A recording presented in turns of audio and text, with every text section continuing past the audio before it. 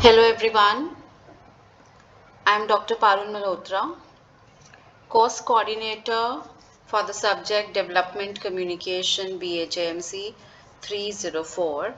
So let us today understand that what we are exactly going to study in this particular course. So the name of the subject, the name of the course is Development Communication, and the credits that have been assigned to this particular subject or the courses are four. The course category is the core, that is, it's a core course that you have to study, and it is under semester third. The code is 304, and I am your course coordinator, that is Dr. Parul Malhotra. All right, so let us understand what we are going to study in this particular course and what are the course objectives of development communication. So the course objectives are to understand the concept of development communication and its process. Then second is to get familiar with the concept of models and paradigms of development communication. Third is to recognize the role of various mass media in development communication, to gain the knowledge in designing social media marketing campaigns and the development issues. Students, as you can go through these course objectives, you can read them on your screen. I would like to tell some of the major components of this particular course. You will be studying about development communication. It is not actually about developing your communication skills, but it is using communication for the development purposes, that how communication can be used for the development of a particular country or of a particular state or city. The world has been divided into three major economies. The first is the developed nations, and then the second is the developing nation. That India is one of the fastest growing developing nation, and the third is the underdeveloped nation or the least developed countries. So actually, mass media are actively utilized in developing and the underdeveloped nations for the overall development in a country. They are being utilized for the infrastructural development, for the social development, political development, economic development. As the population is large and it is very difficult for the government to reach to every nook and corner of the country. Government can make plans and campaigns for the benefit of the society. Indian government has been doing so far since independence. But to reach out to each and every people, to inform the people about these developmental campaigns, to motivate them to participate in these campaigns, development communication is required, and hence it has become a subject to study in the various mass media courses also, because it tells us that how mass media can be utilized in these development programs that are being initiated by Government of India. And it's not only that it at the UG level, but this course is also being taught at PG level, and many of the students also pursue their PG, especially in the development communication, from some government universities, as they develop a keen interest in the research and the practices of development communication. It involves, a lot of patience to understand the subject and to practice this. But yes, it is at the same time, it is very much interesting, as it relates you with what has happened in the past and what is currently happening in our country. So we'll be studying about what is development communication, what is the definition and the meaning and the overall concept. Along with it, we'll pay emphasis on the various indicators of development, that is, on what basis this world has been divided into three economies, that is developed and the underdeveloping, least developed. These are actually, there are certain indicators, the economic indicators like GDP and GNP, and the social indicators like literacy rate, infant mortality rate, and the gender ratio and the life expectancy, average life expectancy. All these parameters put the countries into three different areas. This will be studying. Then we'll also try to understand the various approaches through which we can motivate people, that how media can be a machine, how can media actually motivate and persuade the people? There are certain approaches that are being used to motivate and persuade people. So that is what is used in this particular, that you will be studying. Then you will be also studying the history of development communication, which is, yes, very important. Why it is important? See, many students ask what has happened, why should we study it? But yes, only then you will be able to relate now why we are doing this particular program. Like if currently government is focusing on maybe the globalization save tigers mission, or the campaigns like digital india or the skill india campaigns or the swachh bharat campaign.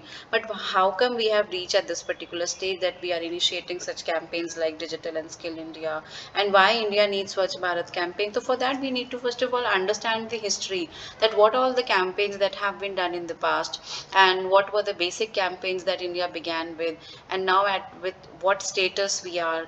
So this we need to understand. For that reason we study the history. Then obviously what is sustainable development, again an important concept. Everyone is talking about sustainable development, which needs to be studied. Then there are certain theoretical approaches to it.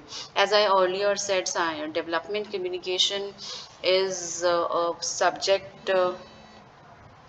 Development communication is a subject which actually requires lot of research and lot of research and lot of planning. So this needs to be understand on what basis, on what models the countries have developed, and what models or the what theories or approaches the other countries are also actually initiating or actually implementing. Then we'll be studying about specifically the development journalism.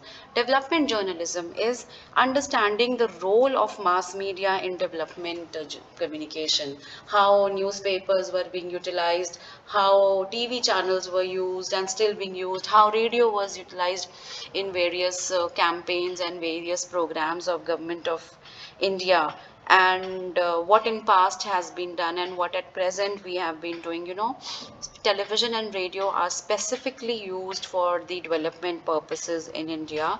Many campaigns, initial campaigns, were all run on radio and television because the literacy levels of India were very low and print media could not be used very effectively. So many experiments and many campaigns were initially initiated on Doordarshan and All India Radio. So we need to also study that how mass media has been instrumental. It's not only the mainstream mass media, but the traditional mass media has also been much instrumental in bringing a change in the society. So this also needs to be studied. You'll find it very interesting, when you will study that how media has been used. There are a lot of examples and a lot of case studies, like a major experiment called SITE, Satellite Instructional Television Experiment, and then we had Kheda that we studied, then Jhabua projects, and then we had Manrega, NRHM, Pulse Polio Mission, National Literacy Mission, and then Population Control Mission. Lot many missions that have been happened in past, and many that are going in at present also. This all need to be studied, and along with it, what are the skills that are much required by a person to be a development reporter and a development journalist. When a lot of things are happening in the country, then obviously you need the reporters to be skilled and knowledgeable. So we need to understand also that if you can be, some of you or one of you can be a development reporter or a journalist, but how to write such stories, what are the key skills that are required in a development reporter, this we will be studying in this course. Then comes development support communication, that is reaching to the grassroots level. In a country like ours, where much of the population lives in the rural areas and as well as in the tribal areas, and people living below poverty line is quite higher. So it is not only that campaigns can be made at the top level, we need to look that they are all implemented till the grassroots levels. And for that purpose, development support communication is sought, that is reaching to the grassroots level. Why we need development support communication, how it is different from development communication, and then also grassroots activism, And then the three major components which are very important when we study development communication is the communication for the rural development, communication for the urban development, and the tribal development. As every area, every specific region has their own needs. Like I am living in a city has different problems as compared to the rural areas, and tribal areas also have their different problems. They need to be addressed separately, and government has done that in past. Much we see in the mass media, but there are many things that we do not see in the mass media, but we'll study here, that what has been done for the tribes, what has been done for the rural areas apart from agriculture that everyone knows. But apart from agriculture also, many things have been done by government of India for these particular areas. Students minded it is going to be very interesting, because initially you will be studying the basis, the meaning, definition, and the concept, but the later half of the course is all about, uh, is all about it is you are studying all the case studies and a lot of example of the past and the present. Fine. And then we'll be talking about the latest entry in the development communication, that is social marketing and development. Social marketing is which is being done through, that is done online. See, what happens is many people ask that what is the relevance of having a development communication campaign through internet. Obviously the people, those who actually mostly need such campaigns, they do not have access to smartphones or the internet facilities. Then why we are having campaigns that are being run for them on the internet? It is actually not for them. They are the indirect audience. We would be the direct audience. That is, mm, yeah, I am at a stage, I am at a level wherein I can help some needy or poor people. And also, I must say that many of you must be at this particular level, that or you are willing to help such people, but you do not find any platform how you can help such people. Through some different social media campaigns, many companies, they try to reach us, people like us. They request us to be part of their campaign so that we can help them. I can give you an example here. A campaign was run by Mahindra. Mahindra manufactures the tractors which are being used by the farmers. But the condition of farmers in India, everyone knows, and we really want to at times help them, but we do not know how to help them, whom to contact. So Mahindra came up with a campaign that was run, Seed the Rise campaign, hashtag Seed the Rise, and it was run online, and where Mahindra asked us to donate to Mahindra, and Mahindra doubled the amount and distributed it to the farmers of the country. So this is the purpose of the social media marketing campaigns. One of a similar campaign was also run by Ranveer Singh, that Ching's, the brand ambassador that they had taken in. Ching's was Ranveer Singh, and through Ching's Noodle, they were just asking people to donate to an NGO, that is Akshay Patra. It is a very popular NGO who works for the food of the rural people, or you can say the needy children, right? And Ching's collaborated with Akshay Patra. They ran a campaign online on television as well, and they asked people to come and donate money for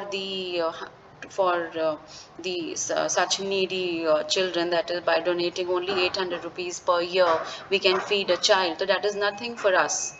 And they also choose brand ambassadors, for such marketing campaigns, so that their campaigns become lively and they're able to attract more and more people. Like Ranveer Singh was the campaign brand ambassador here in Ching's campaign, whereas Nawazuddin Siddiqui was taken in the Mahindra's campaign. We'll be studying, we had campaigns from Tata, Nivea, and then Nandi Kali, a major concept started by Mahindra, then it was taken over by some other company. But these are the projects that are being run online. We'll be studying them one by one. Even Tata had a very remarkable online campaign that when they started with their Vistara Airlines, they ran that campaign online. So there are a lot of campaigns that we'll be studying in this particular course. And then also we'll be studying about the cyber media and development, that is e-governance. Today all the government's activities are being put online, like whatever the government is doing, the things like licensing, rationing, or you can say the taxation, हो गया, education is there, then health facilities are also there, banking sector है, ticketing है, everything is available online, linking Aadhaar card with everything. Then you need to you are filing your TDS, tax returns on online only, GST returns online only. And there was a time when people used to be in the long queues standing and then submitting these forms. Now everything is being done online. You when your admission is just, you are just sitting at home and you are just using the portals of the university and things are being done. So this we'll be also studying that how it all initiated, how the planning started only in 1980s, and then hardware, initially the hardwares were installed, the literacy was given, awareness was given to the government officials how to use systems, and then softwares were installed, and how things finally came up. So this will be studying in this course. Now, what are the course objectives? You will be understanding the concept of the development communication and development support communication, as I just mentioned. You will be also understanding the various theories, models and paradigms related to this. You will also understand the role of various mass media in the development issues and campaigns I just mentioned.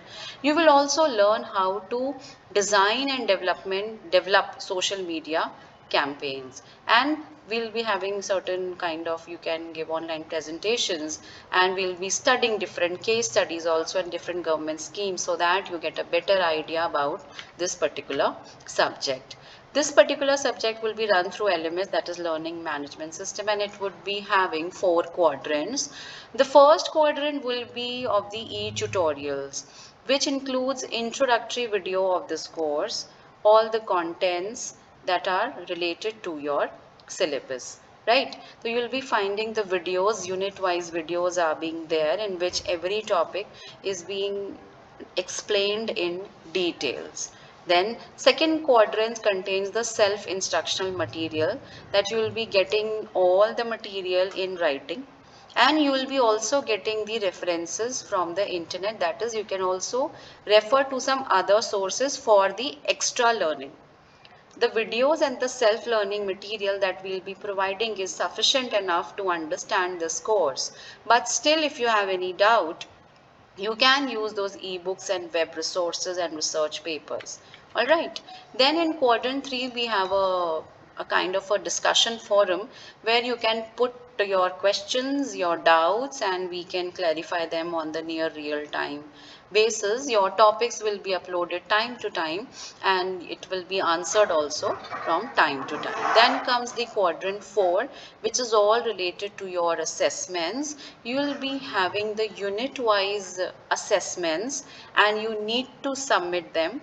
The time would be told to you that what was the due date, when you have to submit, how you have to submit, but everything will be, all the learning would be done through LMS only, right? And the what is the relevance of this course of the or the what you say is the LMS, that we'll be having the live classes, assignments, quizzes, FAQs, that are the frequently asked questions, and the clarifications on any general misconceptions if you have.